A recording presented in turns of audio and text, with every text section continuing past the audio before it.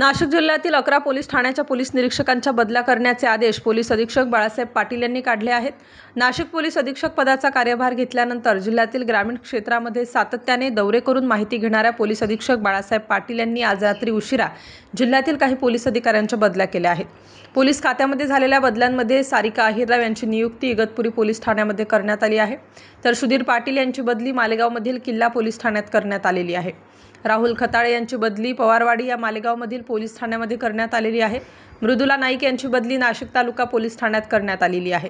विजय शिंदे यांची बदली घोटी पोलीस ठाण्यामध्ये करण्यात आलेली आहे, तर महेश कुलकर्णी यांची बदली त्र्यंबकेश्वर पोलीस ठाण्यामध्ये करण्यात आली आहे। जिल्ह्यामधील वरिष्ठ पोलीस निरीक्षकांच्या बदल्या करीत असताना सहाय्यक पोलीस निरीक्षकांच्या देखील बदल्या करण्यात आलेल्या आहेत।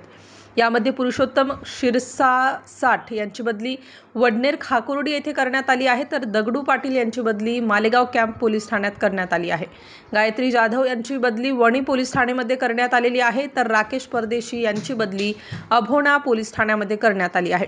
सिद्धेश्वर आखेगावकर यांची बदली वडनेर भैरव पोलीस ठाण्यामध्ये करण्यात आलेली आहे।